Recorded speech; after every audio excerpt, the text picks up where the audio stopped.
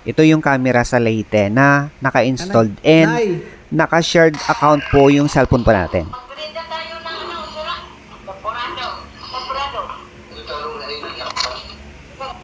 So nakita nyo guys na kahit nasa Metro Manila tayo at yung CCTV camera is nasa Leyte, nakakapag-access pa rin ako.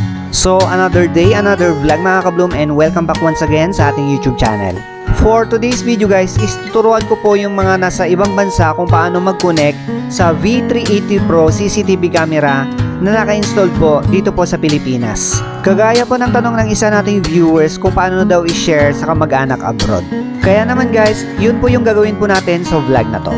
So, ito guys yung ating CCTV camera. So, make it sure lang guys na yung CCTV camera po natin sa Pilipinas is nakakonect mismo sa Wi-Fi and naka-installed po siya ng maayos.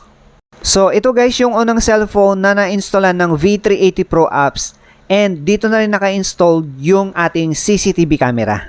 And then, ito yung pangalawang cellphone na share natin ng QR code para ma-demo ko sa inyo kung paano natin i-connect ng inyong asawa or anak na nagtatrabaho po sa abroad. So, gamit po yung unang cellphone na na-installan po natin ng V380 Pro apps. Ganito lang po mag-create ng QR code para ma-share po natin sa ating mga kamag-anak abroad para makakonect po sila.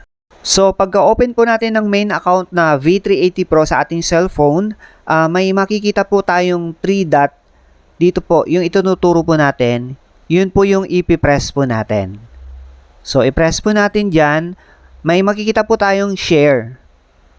So, ito yun guys, yung bandang gitna, yung dark blue. So, ipipress po natin yan. Para makita po natin yung permission settings. Ang i-select po natin dyan next is allow control. And then, ipipress po natin yung confirm. Yan, ipress natin yung confirm. So, dito guys, pagka-press po natin ng I know, mag-generate na siya ng QR code. So, ito guys, i-press na natin yung I know and then automatic po yan mag-generate ng QR code. Yan guys. And then, i-press po natin yung save para mapunta po sa gallery ng ating cellphone itong QR code na na-generate po natin. At ang QR code na to ang i-share po natin sa ating kamag-anak abroad para ma-scan nila at ma-connect ang kanilang cellphone. So, ito na guys, i-press na natin yung saved and automatic po yan magsisave po sa ating gallery. Ito guys, ipakita ko lang. Puntahan natin yung gallery ng ating cellphone and then, yun po sa bandang taas. Yan. I-open lang po natin para makita nyo po na na-save po talaga. So, ulitin ko lang po. Ito po yung i-share po natin sa kamag-anak natin abroad na QR code itong na-generate po natin para maka-scan sila at makonect ang kanilang cellphone.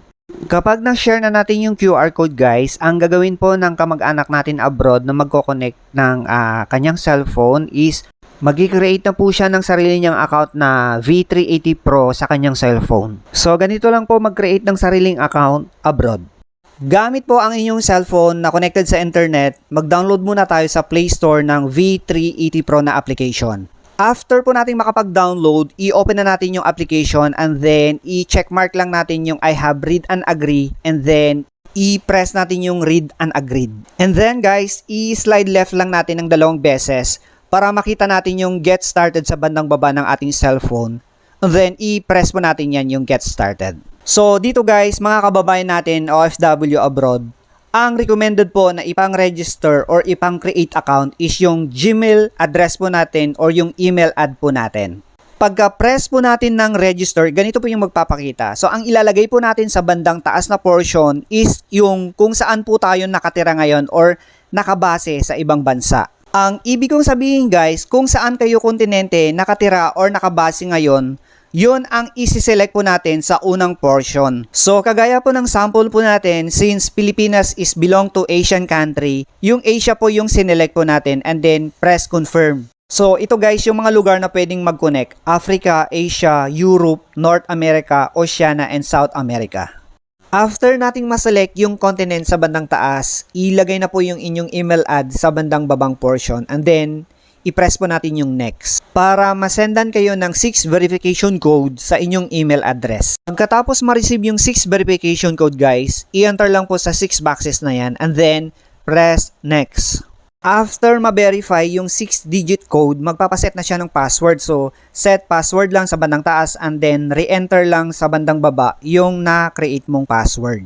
May recommendation sa bandang baba guys kung anong combination para maging strong yung password natin. After that guys, press confirm. So, dito guys, antayin lang natin ma-verify yung na-set nating password ng application. And then, pagkatapos nun, ma-verify, i-press lang natin yung I know and then get started. After that, i-press lang po natin yung orange text na yun, yung permission for adding device para ma-set natin sa on or ma-allow po natin yung location and Bluetooth. So, dito guys, make it sure lang po na na-set natin sa on or na-allow po natin yung permissions and enabled settings ng Bluetooth and locations po. Kapag na-set na sa on and na-allow na lahat, i-press yung confirm and then i-press yung add device.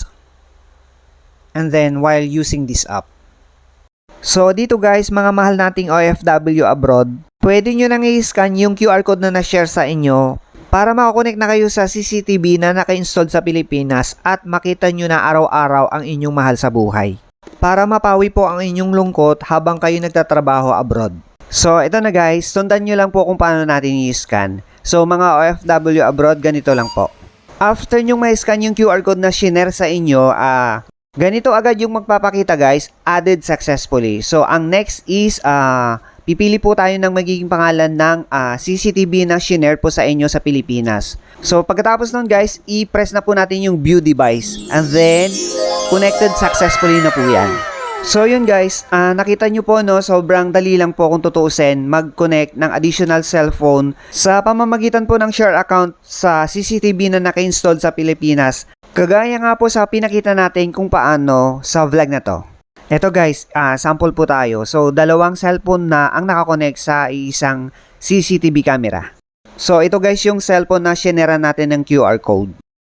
So actually guys, naka-share account din tong cellphone na ginamit po natin sa Bisaya po, in particular po sa Leyte. So i-check po natin. I-open natin guys para makita nyo po na nakakapag-access tayo remotely doon po sa Leyte. Yan. Ito yung camera sa Leyte na naka-installed and naka-shared account po yung cellphone po natin.